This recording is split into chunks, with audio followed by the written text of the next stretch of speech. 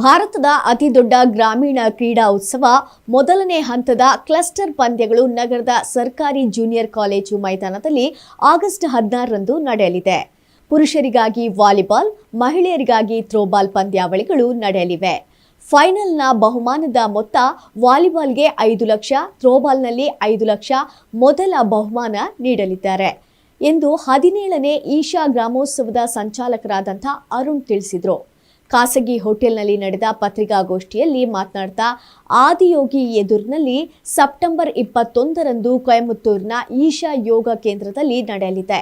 17ನೇ ಆವೃತ್ತಿಯಾದ ಈ ವರ್ಷದ ಈಶಾ ಗ್ರಾಮೋತ್ಸವವು ಕರ್ನಾಟಕದಾದ್ಯಂತ 700ಕ್ಕೂ ಹೆಚ್ಚು ತಂಡಗಳ ಒಂದು ಸ್ಪರ್ಧೆಗಳಿಗೆ ಸಾಕ್ಷಿಯಾಗಲಿದೆ. ಕರ್ನಾಟಕ ಸೇರಿದಂತೆ ದೇಶದ 35,000 ಗ್ರಾಮಗಳನ್ನು ಒಳಗೊಂಡಂತೆ 2025ರ ಗ್ರಾಮೋತ್ಸವವು ಮತ್ತಷ್ಟು ಅದ್ಭುತವಾಗಲಿದೆ. ಇವೆಲ್ಲವೂ ಈಶಾ ಫೌಂಡೇಶನ್ ವತಿಯಿಂದ ನಡೆಯಲಿದೆ. ಕ್ರೀಡೆಗೆ ತಗಲುವಂಥ ಎಲ್ಲ ಖರ್ಚು ವೆಚ್ಚಗಳು ಈಶಾ ಫೌಂಡೇಶನ್ ಟ್ರಸ್ಟ್ ವತಿಯಿಂದ ಭರಿಸಲಾಗುತ್ತೆ ಎಂದರು.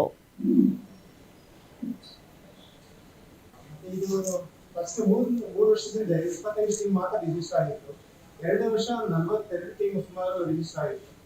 ಈ ವರ್ಷ ಸುಮಾರು ಒಂದು 55 ಚಿಲ್ಲರೆ ಟೀಮ್ ರಿಜಿಸ್ಟರ್ ಆಗಿದೆ. ಇದರಲ್ಲೇ ಗೊತ್ತಾಗುತ್ತೆ ತುಮಕೂರಲ್ಲಿ ಎಷ್ಟು ಕ್ರೀಡಾ ಮನೋಭಾವ ಮತ್ತೆ ಗ್ರಾಮೋತ್ಸವದ ಬಗ್ಗೆ ಒಲವು ಹೆಚ್ಚುತ್ತಾ ಇದೆ ತುಮಕೂರಲ್ಲಿ.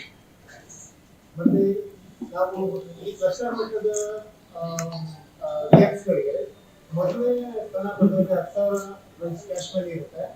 ಸೆಕೆಂಡ್ ಪ್ರೈಸ್ 7,000, ಥರ್ಡ್ ಪ್ರೈಸ್ 5,000 ಮತ್ತೆ 4ನೇ ಸ್ಥಾನಕ್ಕೂ ನಾವು ಕ್ಯಾಶ್ ಪ್ರೈಸ್ 3,000 ಕೊಡ್ತಾ ಇದ್ದೀವಿ. ಮತ್ತೆ ಇದೇ ತರ last year first prize Kadabanuru ಗೆದ್ಕೊಂಡಿತ್ತು. ಸೆಕೆಂಡ್ ಪ್ರೈಸ್ ಬಂದು ಜಿಜಿ ಹೇಳಿ ಅವರಿಗೆ ರೂರಲ್ ಸೆಟಪ್ ಅಲ್ಲಿ. ಅಂಡ್ ಸಾಂಸ್ಕೃತಿಕ ಪುನರುಜ್ಜೀವನ, ನಮ್ಮ ಸಂಸ್ಕೃತಿ ಆಚಾರ ವಿಚಾರ ಮುಂದಿನ ಪೀಳಿಗೆಗಳಿಗೆ ತಿಳಿಬೇಕು, ಉಳಿಬೇಕು.